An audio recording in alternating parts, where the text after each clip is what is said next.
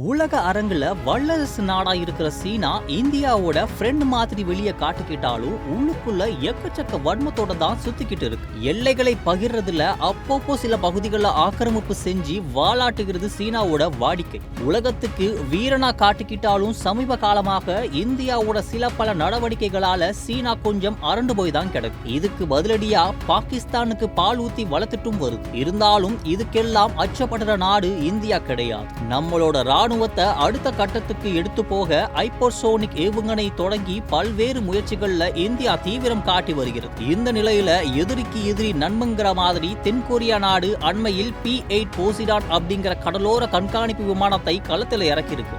நீர்மூழ்கி கப்பல் வேட்டைக்காரன் அப்படின்னு புகழப்படுற இந்த விமானத்தை இந்தியா, ஆஸ்திரேலியா, நியூசிலாந்து ஆகிய 3 நாடுகள் மட்டும்தான் இதுவரைக்கும் வச்சிருந்தது. இப்போ 4வது நாடா தென்கொரியாவும் லிஸ்ட்ல ஜாயின் பண்ணி சீனாவை தெரிக்க விட்டிருக்கு. இந்த சீனாவும் வடகொரியாவும் ஒன்னு சேர்ந்துகிட்டு ரொம்ப நாளா தென்கொரியாவை டார்ச்சர் பண்ணிட்டு இருந்தது. இதற்கு சரியான பதிலடி கொடுக்கணும்னு தென்கொரியா கடந்த 2024ஆம் ஆண்டு P-8 போசிடான் விமானத்துல மொத்தமா 6 இறக்குமதி பண்ணி அதுக்கு தேவையான பயிற்சி எல்லாம் எடுத்துக்கிட்டு இப்போ களத்துக்கும் கொண்டு வந்துருச்சு.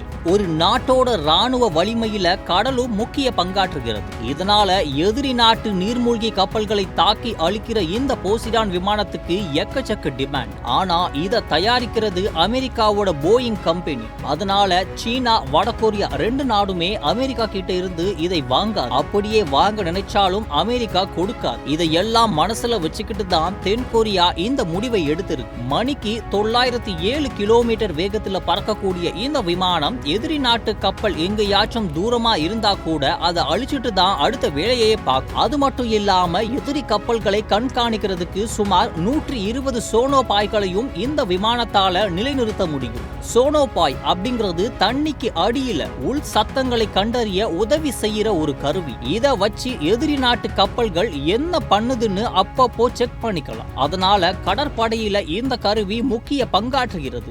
இந்தியா கிட்ட இந்த ரக விமானங்கள் 2013ஆம் வருஷத்திலிருந்தே இருக்கு. இத வச்சு இந்திய பெருங்கடல்ல சீனாவோட நடவடிக்கைகளை இந்தியா கண்காணிச்சிட்டு வருது. இதனால தான் கடல்ல சீனாவோட தந்திரங்கள் எதுவுமே செல்லுபடியாகல. இந்த கோபத்துல இந்திய எல்லைகளை ஆக்கிரமிக்கிற வேலைய இலைமறை காயா பண்ணிட்டு வருது. ஆசியாவை பொறுத்த வரைக்கும் இப்போ இந்தியா, தென்கொரியான்னு 2 நாடுகள் இந்த P-8 போசிடான் விமானங்களை வச்சிருக்கு. இதனால இனி சீனாவோட ராஜதந்திரங்கள் எதுவும் கடல்ல செல்லுபடியாகாது. இதை பார்த்த சீன அதிபர் ஜின்பிங் இதுக்கு எப்படி பதிலடி கொடுக்கிறதுன்னு தலைய பிச்சிட்டு இருக்கிறாராம். வல்லவனுக்கு வல்லவன் வையகத்துல உண்டுன்னு சும்மாவா சொன்னாங்க?